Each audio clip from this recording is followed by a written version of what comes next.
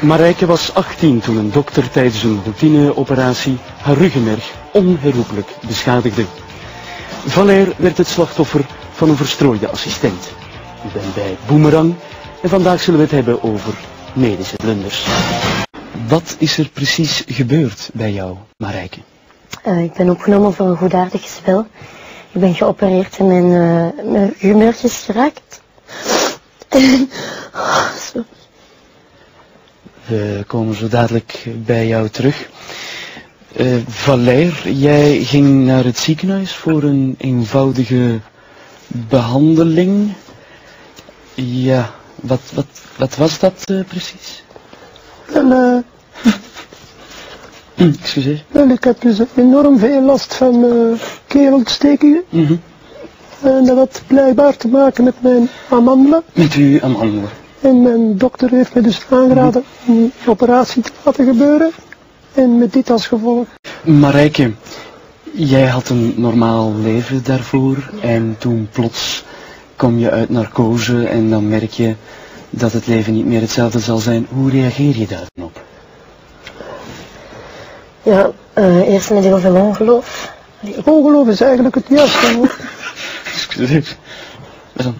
Ongeloof is eigenlijk het juiste woord dat Marijke hier hanteert.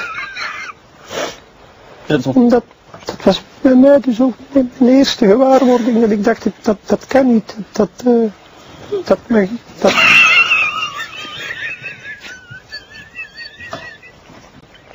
Excuseer,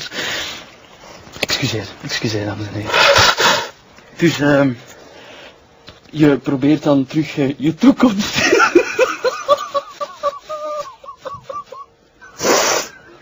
Ik begrijp echt niet wat er hier aan het gebeuren is. Excuseer. Valère, sorry, echt sorry. Excuseer, dames en heren. Dat betekent ook dat bijvoorbeeld, seksualiteit ook een groot probleem bijvoorbeeld wordt. Ja, mijn vriend heeft het gewoon gedaan gemaakt. En ik neem hem daar ook niet kwalijk. Plus het feit, als je met seks omgaat, is het niet alleen het fysieke dat telt, maar ook soms de lieve woordjes. Ja,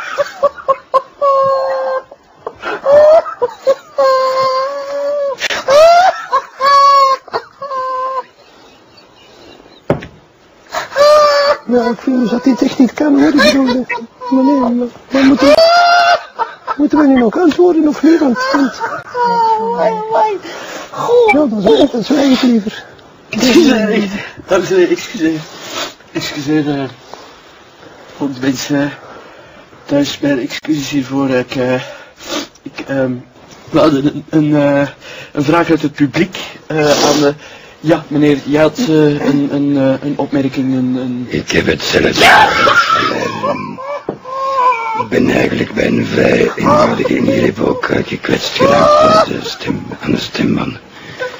Maar... Ik vind dus dat dit niet kan overal dat gebeuren is. Ik vind het vrij ergerlijk, meneer, ergens u vandaag een half uur dit kan voor mij uitgelachen te worden, vlak in het gezicht van Frank. Even naar, ja dames.